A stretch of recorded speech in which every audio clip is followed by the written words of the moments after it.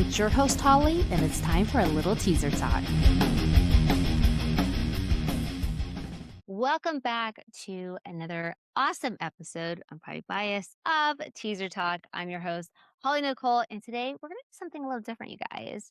So it's just me, you, and approximately 3 days worth of music festival chaos that I'm still mentally and physically and nocturnally recovering from. So we are going to be recapping Inkcarceration 2026, and you guys, what a weekend. I generally feel like we need to sit down, grab a drink, which, whoa, what is this? It just so happens I have a glass of wine right here, and catch up just like our best friends because there is so much to talk about. We had an incredible weekend of interviews, tattoos, severe weather, prison evacuations, side stage adventures, toilet paper. I know, I said toilet paper. And possible paranormal activity and so many moments with our festival family. So you guys know it is just pretty much a typical weekend for Teaser Talk.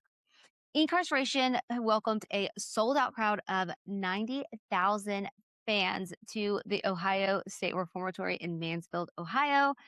And that was from July 17th through the 19th. So just this past weekend, there were more than 65 bands across 3 stages, over 100 tattoo artists, prison tours, the Blood Tour prison attraction, and 3 massive headliners. The headliners for the weekend were Disturbed, Bad Omens, and Limp Bizkit.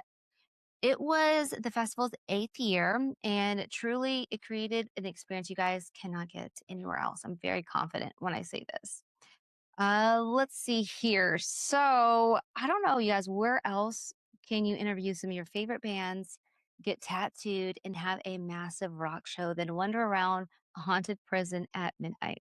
Exactly. You guys see why this is my favorite? So that is exactly why it is. So let's get into it. Day one was the perfect start. Day one was honestly the perfect way to ease into the weekend. I am so happy, honored that I had my friend Sunny be my partner in crime for the weekend. So already I knew it was going to be a blast. So we arrived at the festival with a combination of excitement, adrenaline, and slight realization that we're about to put our bodies through absolute hell for the next 3 days because even walking from parking lot up to media, it was pretty toasty. But on Friday, we were feeling good, well rested, and very optimistic. We had absolutely no idea what was coming Saturday, but ignorant is truly bliss. We started the festival with 2 fantastic interviews. First, we got to sit down with Matty Mullins from Memphis Made Fire in Anberlin. The interview gave us a great moment because, as you know, we always end our interviews asking the artist to give fans something that they look forward to, a little teaser, if you will. And Maddie casually revealed that Anberlin had just finished their new record and would be releasing it this coming November. So he said it was the first time he had announced it publicly. And excuse me, that was not just a teaser. That was breaking news, you guys. So hopefully those who are Anberlin fans are out there. You guys are super stoked. I personally cannot wait to see what they got brewing and what they got coming out for us in November. So I love it when our guests fully understand the assignment and accidentally give us way more than we expected. Maybe they didn't do it on accident. Either way, we're here for it. We also interviewed, if not for me, who had just released a new single actually that day, that same day, while they were preparing for the new album release, Where the Light Begins to Fade. Both conversations were so much fun, and you guys can go watch these interviews on YouTube channel. We will be dropping them off and Spotify throughout the weekend, or not the weekend, throughout the month, but they are fully locked and loaded on YouTube. If you guys cannot wait, which I totally understand it, I get it. I understand you want to hear all about the awesome things that we spoke about at Incarceration. So after our interviews, we got to relax a little and spend time with some of our festival favorites. We got to catch up with our friends of Hollywood and Dead, hung out with the guys from Dead, DED, who pretty much left me dead the night before, but that's a whole conversation that not the night before, the 2 days before when they were in Oklahoma City. Yeah, good times with those guys. But yeah, we saw so many friends that we have met through festival coverage over the last years, and day one just felt like a giant rock and roll family reunion. We're walking around, somebody calls your name, you turn around, and it's someone you met at another festival, or you interviewed them 2 years ago, or maybe you spent five chaotic moments with them backstage somewhere. So yeah, it was great start to the festival. One of my favorite parts of covering festivals is the shows that are obviously incredible, but also the community is what makes the experience so special, I would say. I mean, obviously, we all know that these bands are amazing artists, they're stellar, but when it comes together as a community, it's just beautiful, you guys. So Friday was chill, fun, and the perfect way to start the weekend. We left thinking, wow, Staples button, that was easy. We're absolutely going to dominate this festival. This is ours. We're going to go ahead and claim it now. We're going to own it. Then, you guys, Saturday arrived. So, day two, we were ready to conquer everything. We started out with a very specific energy. We were going to conquer the day, we were going to own it.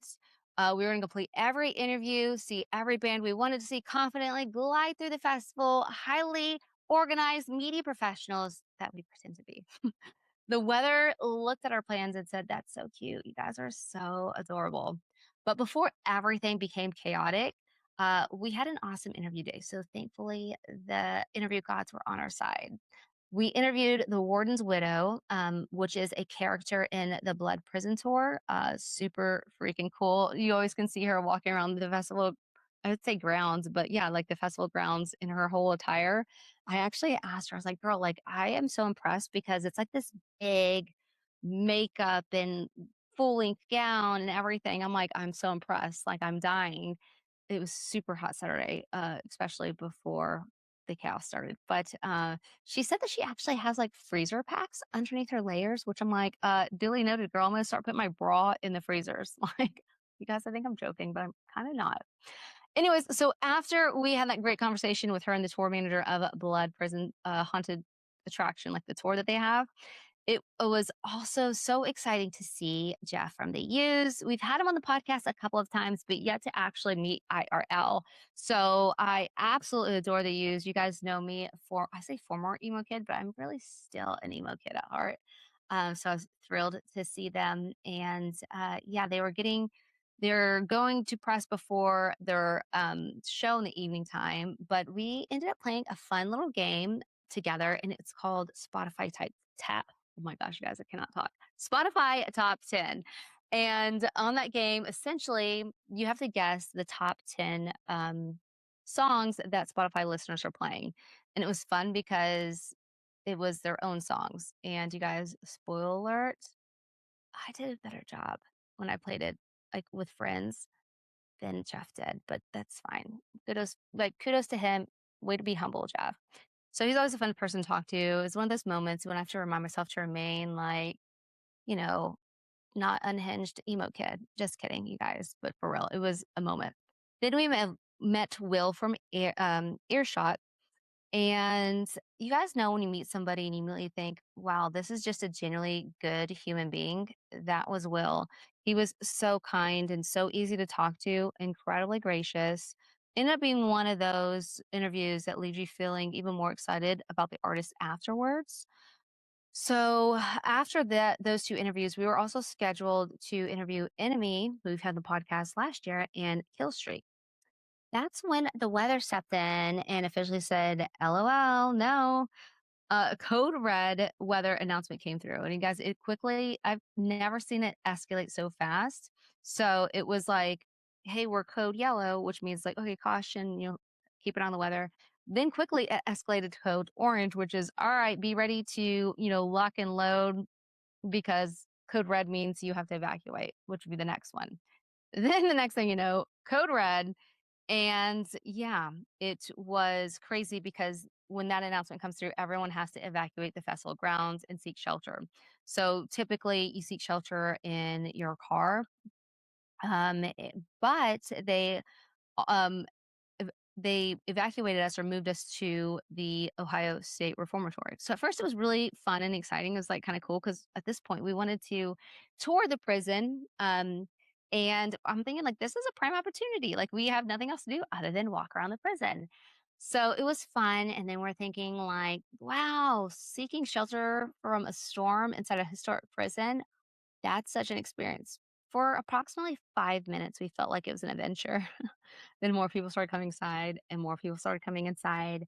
And then it got loud. People were yelling, people were chanting, flickering on and off the lights. There were arguments, people, just being people. And, some of those people were drinking all day long. So it was a little obnoxious. So, yeah, it was very overstimulating and it was not the relaxing historic tour that I imagined in my mind of what was happening or what would happen. So, we did run into a bunch of friends though while we were being ushered inside, and that kind of made the situation a little bit more entertaining. What's interesting is because we were actually preparing for our interview for Killstreak, um, and that's whenever Code Red was called. So I didn't even get a chance to meet them. And it was cool because I just so happened out of all, I don't can't remember how big it is, but it's a really big prison. Out of all the square footage, we actually were there right there with the guys and we ended up like meeting. So it was cool to be inside a packed prison during severe weather, wondering when the festival is going to continue, and just trauma bonding over the next interviewee podcast, right? Very much, so much fun. So I'm not gonna lie. At one point, I feel like as a prisoner, like we were there, we couldn't leave, and people were like literally sit like against the walls, all lined up, and it was hot. Yeah, it was uncomfortable.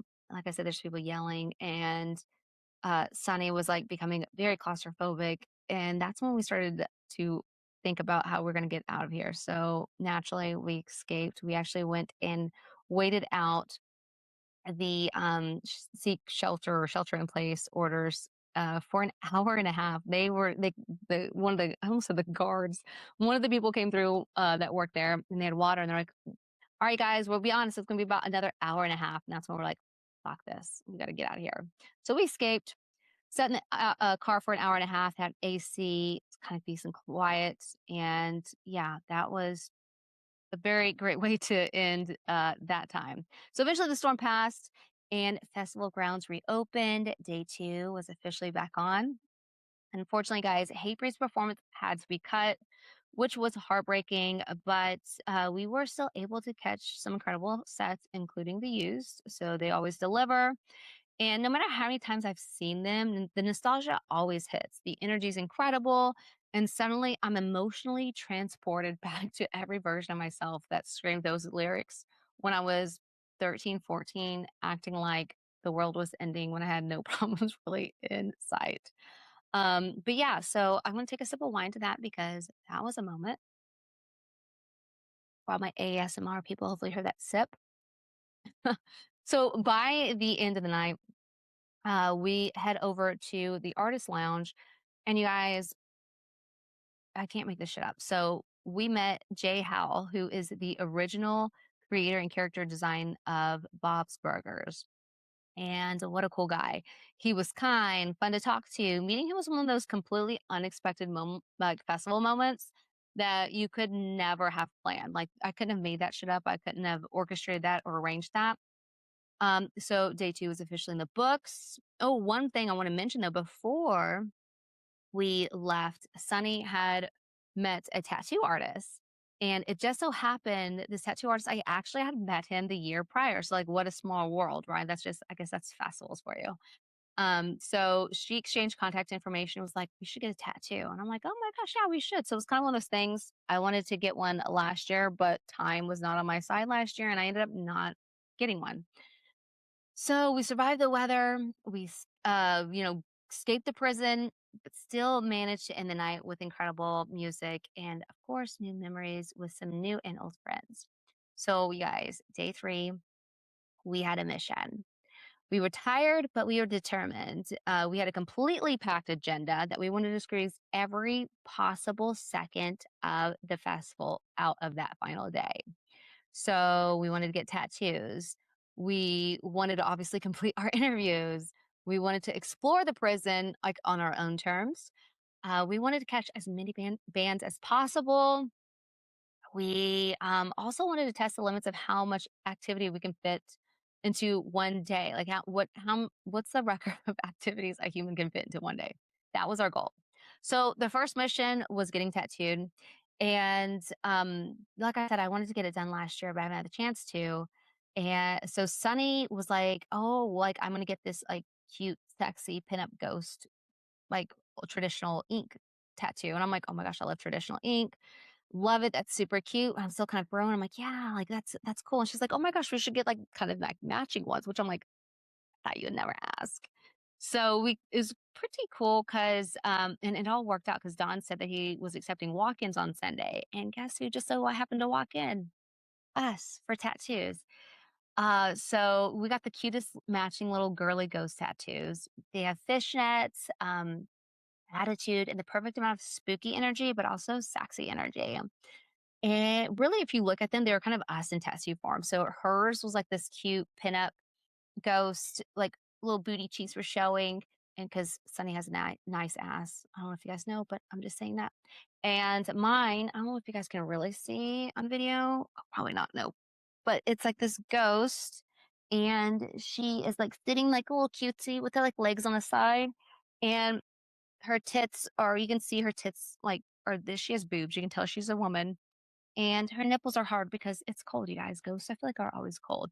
So absolutely adore mine. So shout out to Dawn for adding another incredible piece to my arm and making the experience so much fun. There's something special about getting tattooed inside of a prison during a rock festival. So prison tattoos, check. Next on the agenda was interviews. So our interviews of the day included Hollow, who else? Alien Ant Farm. There's a couple of others too that we interviewed. So again, you guys check out our YouTube channel and watch them all. But of course, after this episode. Alien Ant Farm was celebrating the 25th anniversary of Anthology, which is wild to think because I remember feeling so alive when I was listening to the songs and being pumped up. And now here we are celebrating the 25th anniversary of it. Crazy. We also finally got to reconnect with Killstreak and complete our interview that the storm had interrupted or actually had never allowed us to happen. So, of course, we had to talk about a shared prison evacuation trauma. Nothing says professional journalism's like starting an interview with, "Remember when we were trapped together in a prison yesterday?" Right? So, all those conversations again are available on Teaser Talks YouTube channel. So just make sure you guys are subscribed and checking them out. So after the interviews, it was time for some music. There were some incredible bands throughout the weekend, as I've said, but the two biggest moments from Sunday were the Day to Remember set and then Limp Bizkit. So we were invited side stage or to be on stage up with Limp Bizkit. So we had a certain time that we had to get there, and we wanted to make sure that we weren't going to miss like, stage time or whatever it was. So we got there, and Day to Remember we're actually still playing. And this is where toilet paper enters the story. So on their final song, uh, we were handed toilet paper to throw into the crowd from like out front of the stage. So my friend Casey immediately understood the assignment. Yeah, she's just all about it. Her energy was so amped up. She was like a hype girl. She was confident. She was absolutely living her best life. Meanwhile, you guys, I'm holding this toilet paper, nervous as all get out because I'm like, what if I throw it and it doesn't get to the audience? Or what if I trip and fall? Or I literally, it's so funny because there we have this reel that Sunny had captured this video, and Casey's like, woo, like living her best life, amped up, jumping around, and I'm over here like, yeah, I'm so excited. Ha ha. And you could just tell, like, I'm like calculating like the velocity of this toilet paper. And I'm like, okay, I'm just in my mind, there's this little girl. I think she's one of the daughters of the guys. There's this little girl, she had to be like maybe 4 or 5. And I'm just watching her. I'm like, okay, I'm gonna watch her and follow her lead. I need to learn from a 4-year-old. So yeah, you guys, I acted like and thinking like I was asked to complete an Olympic level sporting event. I was, yeah, but at the end, the time came and I threw those toilet paper rolls beautifully into the crowd, and it all worked out. So after that, it was time then for Limp Bizkit. So, because they were so good Being side stage for that performance was an unforgettable moment. The crowd's energy was massive. The band sounded incredible. Everywhere you looked, people were moving, jumping, and completely living in the moment. And I say this because I am this. All of us who know all the lyrics, yeah, we were still able to jump around. And I didn't even take ibuprofen, you guys. I was so proud of the energy I brought. Definitely awesome time to close out, or great stage to close out the festival. So after that, our music night was over, but then we headed back to the artist lounge to kill some time as traffic died down, and we ran into Jay Hall again and saw the amazing Christine. So Christine's, just absolutely unforgettable on how she managed the circus called Media slash Artist Lounge. But she was awesome. So we ran into her. And yeah, somehow through a sequence of events that could only happen at Incarceration, we were offered an impromptu prison tour with the Blood Prison Tour manager at midnight. Yes, midnight, you guys, the witching hour inside the Ohio State Reformatory. So obviously and naturally, we say yes. Walking through the prison after midnight was unreal. So during the day, the building is already intimidating as it is.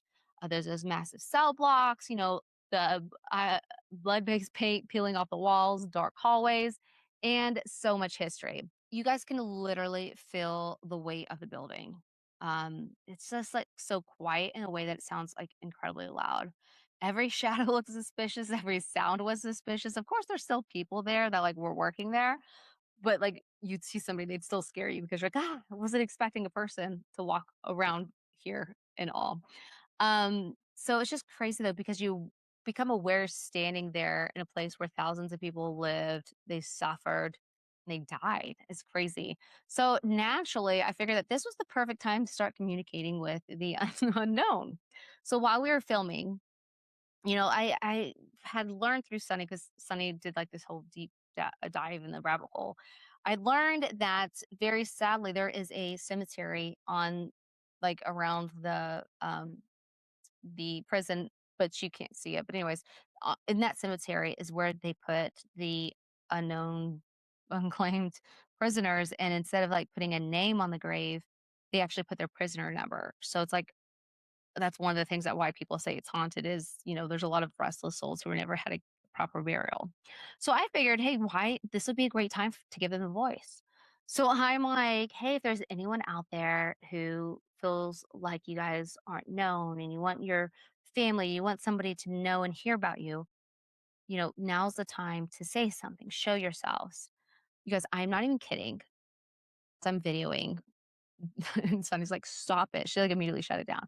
But as I'm videoing, there was an orb that was, like, that I caught on the camera. I'm not even kidding, guys. I'm getting goosebumps thinking about it. It's wild. So yeah, Sunny was basically like, "Absolutely not. We're not inviting anything to communicate with us." So that was probably the most responsible response of that. But yeah, so crazy. Maybe it was dust, maybe it was a bug, or maybe it was an unknown prisoner who finally want to make their moment on Teaser Talk, which I'm going to go with the latter one, you guys. So I'm going to let you guys decide on that one, but that's my vote. Uh, let's see here. So after we did the tour, then it was time to, wrap it up and head back. We still had to drive to Columbus and had an early flight. So literally, we had an hour and a half of sleep, if you call that sleep, just to wake up and rush to the airport. So, yeah, that was our entire weekend of adventures. And you guys, if you guys haven't gone to Incarceration, check it out. Hopefully, you guys can make it out next year because, as you just heard, like, there's even so much more, but those are kind of like the highlights that I've pinpointed out. There's just so much to that weekend. So, yeah, let's talk about the official Incarceration experience.